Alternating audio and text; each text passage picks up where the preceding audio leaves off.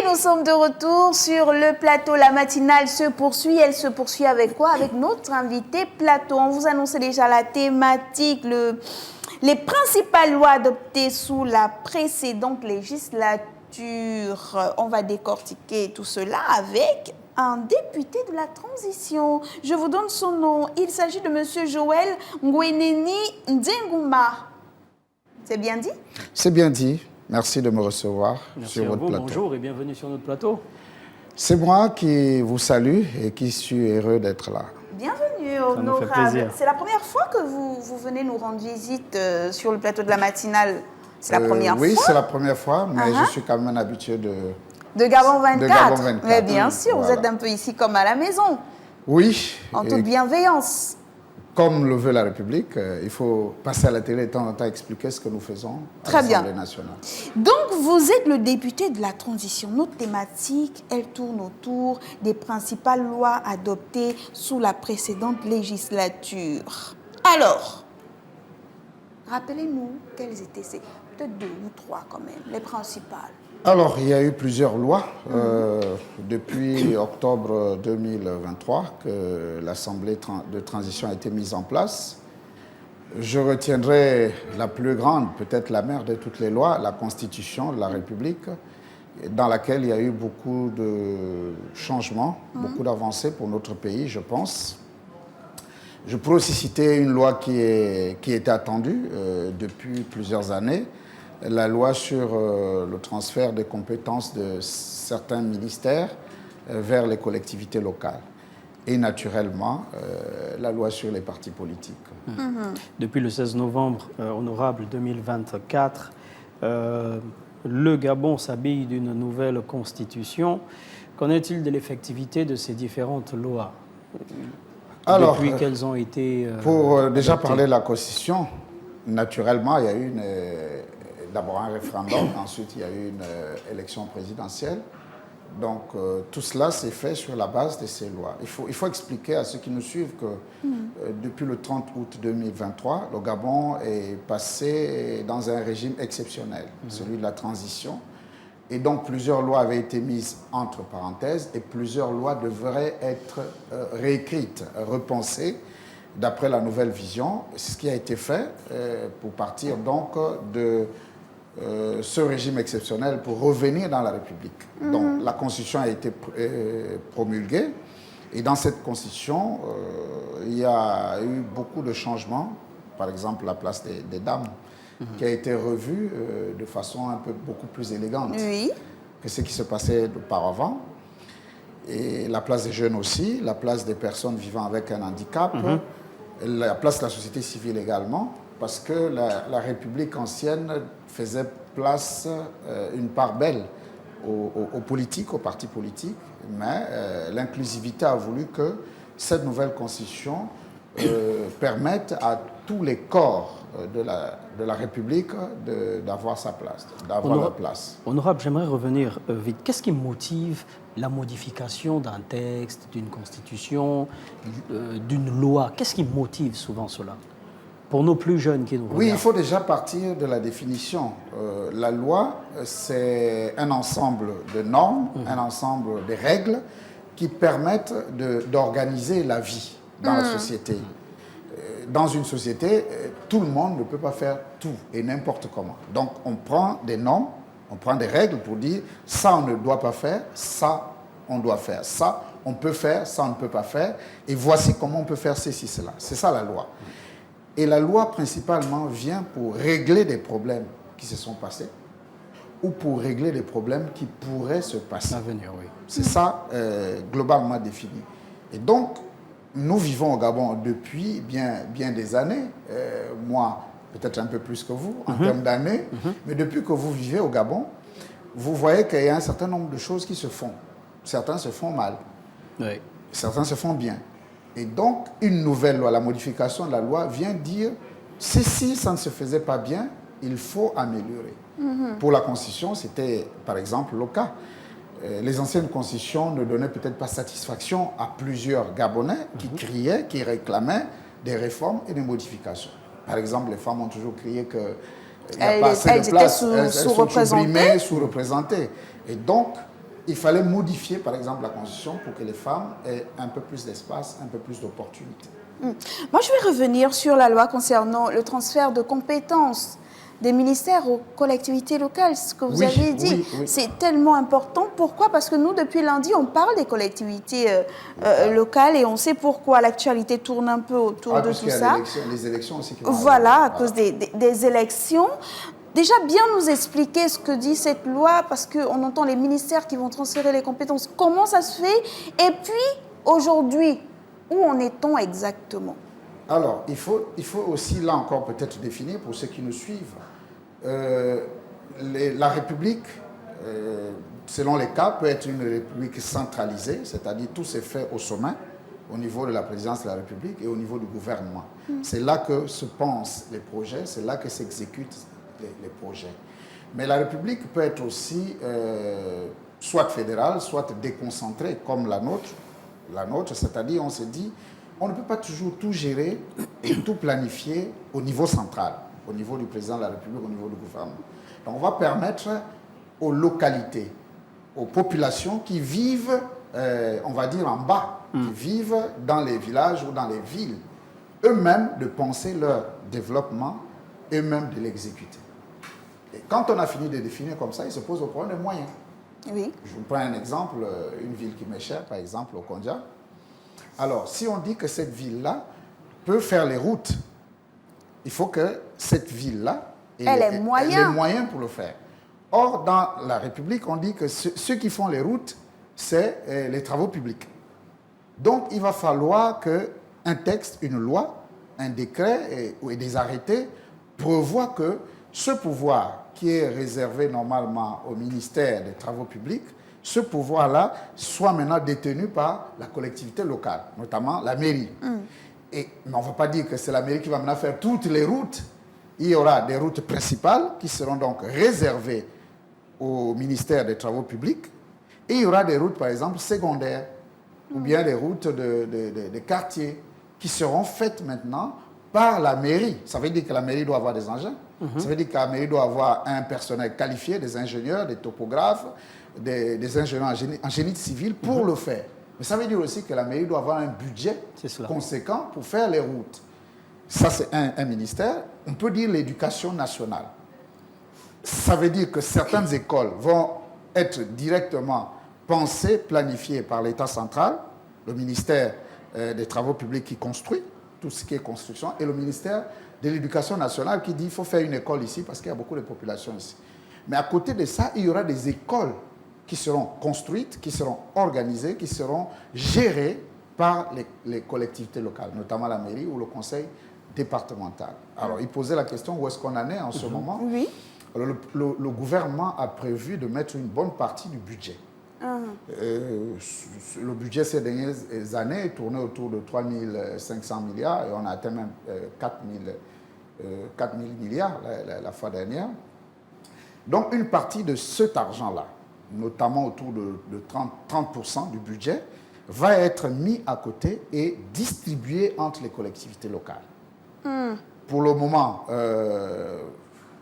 le pouvoir central n'a pas voulu qu'on donne tous les moyens. Donc on prend d'abord 30%, mais là encore, on ne prend pas d'abord aussi toutes les collectivités locales.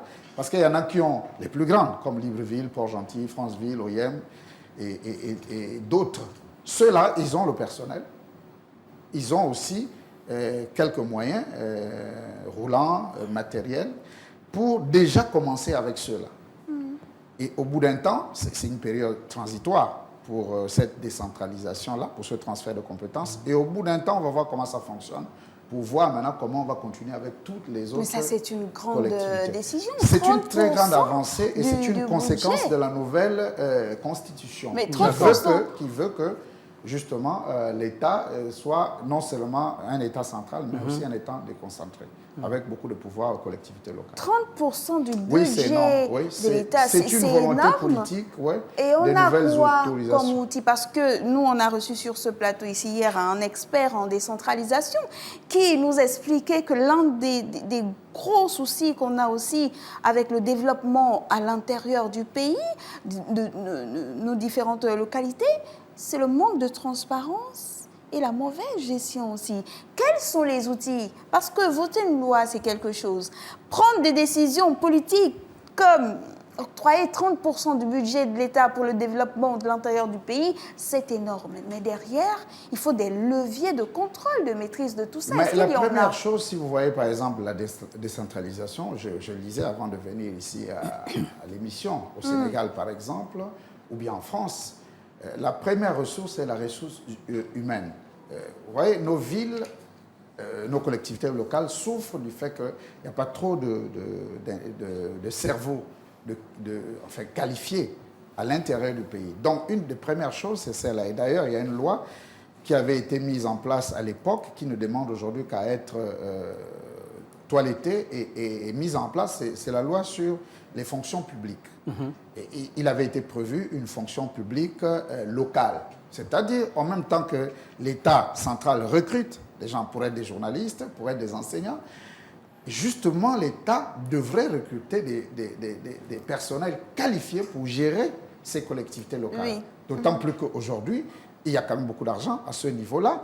Il faut que miser sur le capital humain. Bien sûr, il faut que ceux qui gèrent, ce soit quand même des administrateurs qualifiés, aussi bien sur le plan des finances que sur le plan de la gestion des ressources humaines ou de la gestion des projets.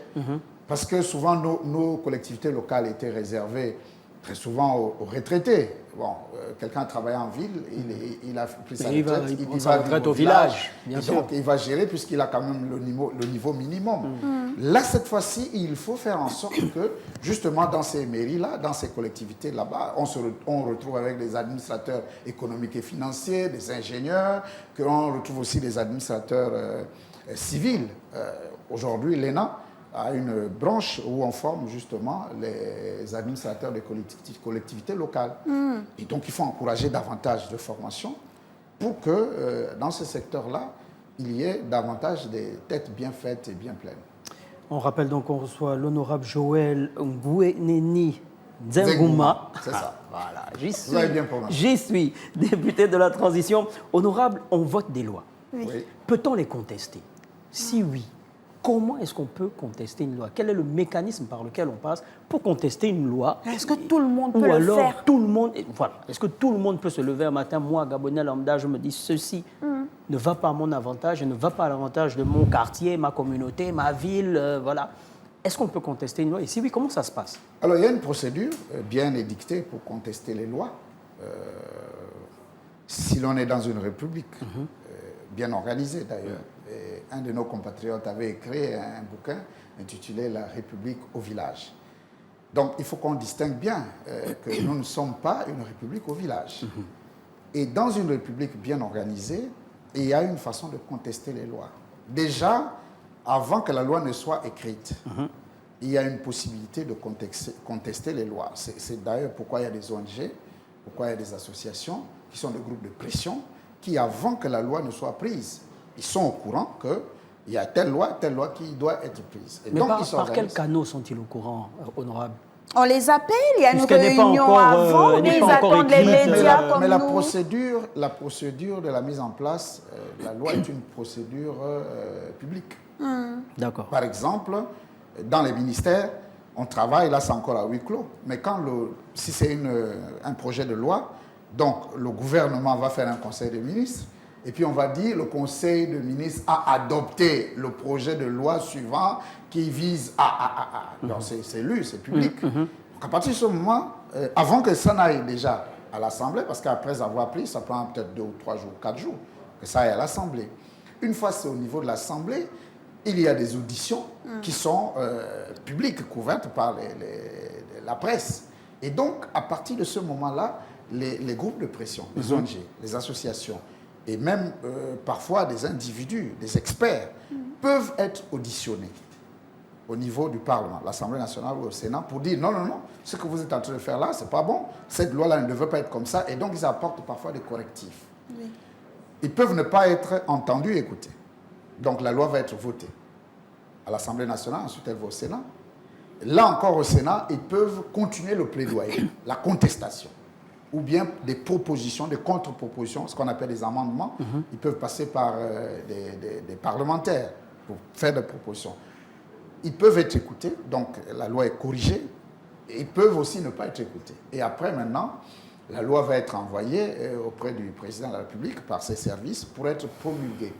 Mais avant qu'elle ne soit promulguée, il y a un contrôle qui se fait au niveau du Conseil d'État, par exemple, qui permet de voir, parce que ce sont des spécialistes, ils disent non, cette loi-là n'est pas bien faite à tel endroit, et ça se corrige. Mais après même, il y a auprès de la Cour constitutionnelle où la loi peut être contestée, soit parce qu'on estime que les droits humains ne sont pas respectés, soit parce qu'on estime que cette loi-là n'est pas conforme à la Constitution. Et donc, voilà tout un processus où on conteste, et une fois la loi est votée, même si c'est une mauvaise loi, on l'applique d'abord, avant d'initier des réformes ou des modifications. Donc, des contestations autorisées par voilà. la loi. Et donc, on ne prend pas la rue pour aller casser les... Voilà. Quand on est dans une république organisée. Et donc, cette matinale, c'est nous qui posons les questions. C'est également les internautes, les téléspectateurs qui nous suivent. Et là, on a la question de Ondongo de Kléber qui revient sur les 30%. Lui, ça l'a approché, les 30% du budget octroyé au développement des collectivités locales. Lui, il dit pour garantir le suivi, la transparence et la bonne gestion, on devrait garder un représentant de l'armée dans chaque collectivité locale. Qu'en pensez-vous? Bon, il faut déjà dire que l'idée des 30%, c'est un objectif. C'est-à-dire le pouvoir central, le président de la République, et c'est d'ailleurs une preuve que le pays avance quand même, hein, même si on n'a pas encore tout. C'est un objectif. Donc le président de la République et son gouvernement, ils souhaiteraient que justement nos collectivités locales, les villes et les départements aient des moyens pour se développer. Parce que, voyez-vous, c'est chaque individu qui peut bien penser son développement, qui sait ce qu'il faut. Et ceux qui sont au gouvernement ne savent peut-être pas très bien dans les détails ce qui devrait être fait. Je prends n'importe quelle ville, à Mouila par exemple. Vous voyez? Et donc à partir de ce moment-là, le président de la République et son gouvernement disent qu'on va avoir pour objectif d'envoyer 30%. Et après, il y a le budget qui sera mis, il est déjà en train d'être pensé, et ça dépendra maintenant du montant exact qui va être inscrit dans le budget. Par exemple, de cette année, c'est en septembre qui va arriver. Donc, est-ce que le gouvernement va finalement envoyer les 30%? Nous l'espérons. Et ces 30% vont être répartis. Il y a de l'investissement, il y a du fonctionnement à l'intérieur. Donc, on ne sait pas encore combien l'État va mettre dans l'investissement, puisque ça va être reparti. Donc, chaque collectivité, c'est après le vote du budget que chaque collectivité saura exactement combien ils ont, dans quelle rubrique. Est-ce que c'est dans le recrutement du personnel? Est-ce que c'est dans l'achat des engins? Est-ce que c'est dans la création d'entreprises où je ne sais pas exactement comment ça va se passer de façon pratique? Mais Kléber lui dit qu'il faut un militaire. Il faut un militaire au sein de toutes les collectivités. Mais le militaire gabonais est un Gabonais. Voilà. Avant d'être militaire. Oui. Et il vit au Gabon. Ça veut dire quoi? Ça veut dire que la mentalité du militaire gabonais n'est pas très loin non plus de la mentalité du Gabonais qui n'est pas militaire, de façon générale. Parce que tous ont été moulés dans la même société, dans les mêmes mœurs, dans les mêmes habitudes, dans les mêmes lois. Qu'à cela ne tienne, si ça peut aider, pourquoi pas? Si ça peut aider, pourquoi pas? Parce que il faut aussi dire que les collectivités locales sont gérées par élection. Et on va y aller là. Oui. Donc, si on doit avoir des militaires dans cette gestion-là, le militaire doit d'abord demander une mise en disponibilité. Oui. Il se met un peu en réserve de l'armée, il se présente aux élections, il gagne les élections, et donc il devient d'abord conseiller municipal ou conseiller départemental. Ensuite, il se présente pour être dans le bureau du conseil. Donc, maire ou maire adjoint, ou président de conseil ou adjoint. C'est ça la procédure d'après la loi. Voilà. Mais le président de la République ne va pas nommer un militaire pour dire va gérer là-bas. Ça, c'est quand on est dans le régime exceptionnel. Comme ça a été fait là, dans les délégations spéciales. Oui. Maintenant, on a eu plusieurs délégués spéciaux. Militaires. Maintenant, là, on sort de ce régime exceptionnel pour revenir à la République au fonctionnement diplomatique. Honorable, on a Loïc Nzeng qui demande que devons-nous retenir de la loi sur les libertés publiques, notamment en matière de liberté d'expression et d'emploi au Gabon? Mais la liberté a été consacrée déjà dans la Constitution. Aujourd'hui, la Constitution du Gabon permet aux uns aux autres d'être libres d'entreprendre, libres de se présenter aux élections, libres de se mouvoir dans le pays, mais tout cela, vous allez lire dans la Constitution, on dit toujours sous réserve du respect de l'ordre public. En fait, la liberté, il n'y a pas une liberté libre, on va dire. Toute liberté est toujours encadrée parce que votre liberté, elle s'arrête là où la mienne commence. Elle ne va pas. Voilà, donc il y a toujours des restrictions de la liberté pour nous permettre tous d'évoluer en toute quiétude et en toute sécurité. Mais si on dit que chacun a la liberté de venir casser la maison de l'autre, vous comprenez que là, il y a un problème. Donc, aujourd'hui, même la liberté de presse dont on parle, il y a une liberté de s'exprimer, de dire un certain nombre de choses, sous réserve de ne pas dépasser certaines limites. C'est ainsi qu'il faut comprendre la liberté, au Gabon et partout ailleurs. Bon, c'est vrai que dans certains pays, il y a une grande restriction des libertés. Bon, moi, personnellement, je suis un homme politique qui sait s'exprimer en toute liberté et qui soutient ses convictions. Jusqu'à présent, je n'ai pas été inquiété. J'ose croire qu'il en sera toujours ainsi. Alors, ça tombe bien, vous êtes un homme politique, vous êtes député de la transition. Et vous avez cité cette ville qui vous tient tant à cœur, au Konja. Oui, bien sûr. On est dans le Haut-Ogooué. Dans le Haut-Ogooué. Le G2. Comment on explique, honorable, le sous-développement à l'intérieur du pays? Quand on sait qu'on a toujours eu des élections, les populations ont toujours eu des représentants, vous représentez les populations d'une certaine région du Gabon. Et on a des villes gabonaises qui touchent l'extrême sous-développement, des départements où... Non, ce n'est pas encourageant d'aller là-bas. Alors qu'il y a des députés à l'Assemblée nationale. Qu'est-ce qui manque? Les moyens, l'écoute, l'inclusivité, la prise en compte.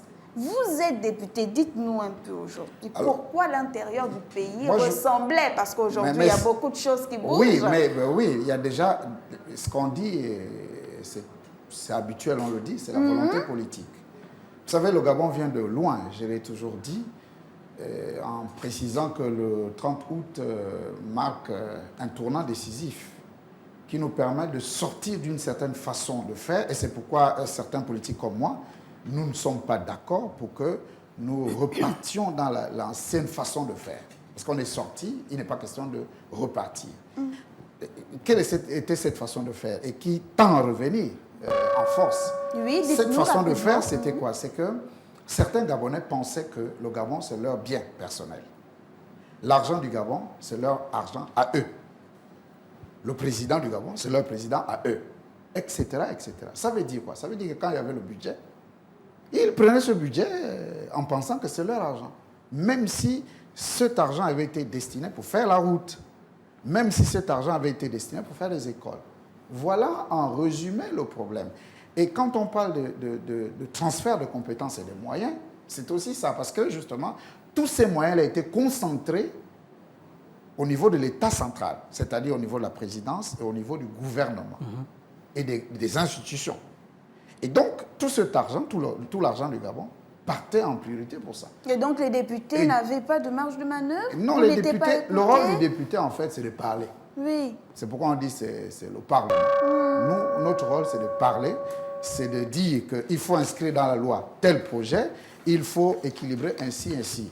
Et aussi d'aller expliquer aux populations. Vous voyez, c'est toujours parler.